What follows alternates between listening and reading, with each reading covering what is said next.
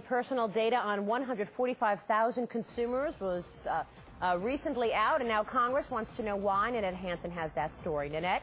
Yeah, Maria, everything from motor vehicle registrations to military records to deed transfers to Social Security numbers all got into the hands of con men when ChoicePoint was duped. Why tightening laws may be only part of the solution. I'll have that story next on The Closing Bell. Well, we told you last week about the theft of at least 145,000 consumer profiles from data collection agency ChoicePoint.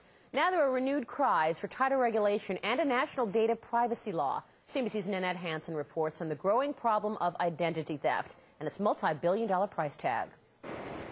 Used to be, we'd clutch our wallets as close as possible in a crowd of people, but how do we fight off pickpockets we can't even see, who are out to steal our Social Security numbers, birthdays, and addresses over the Internet?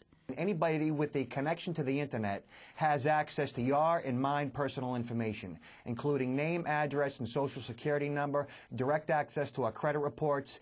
We are right now in what I would call an identity theft pandemic.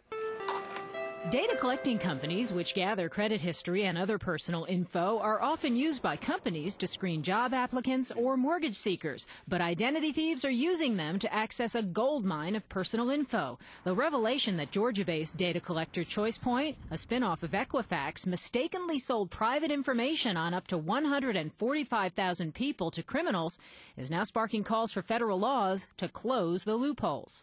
We saw what happened with ChoicePoint, but what Westlaw does makes what ChoicePoint did child's play.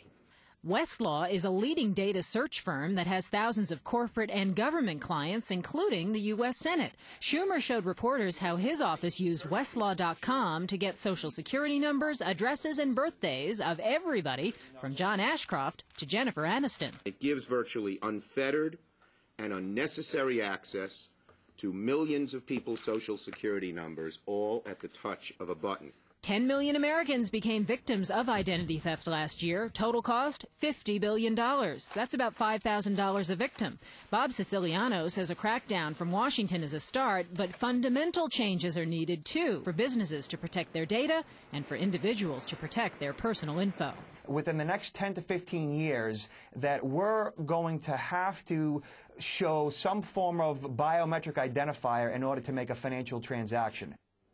Biometric IDs mean iris scans of the eyes, facial or voice recognition, fingerprint scans, even ear canal recognition. There appears to be clear growth in that area. As for Washington, Schumer says hearings on all of this are going to take place very soon. My calls, by the way, to Westlaw today were not returned. Senator Schumer's office, they placed calls as well. Westlaw failed to answer them as well. Oh, gosh. Maria. Nanette, thank you. Big issue there, Nanette Hansen. Dennis Miller standing by now in his studio in Los Angeles to tell us what's coming up on the show tonight. Dennis, you heard that story about identity theft? I'm as sad as you are. When they ratchet anything up from an epidemic to a pandemic, well, do we have any time left? Yeah. You know, Maria, you got to protect yourself from these identity theft hackers. Now, use my position. I use a computer once.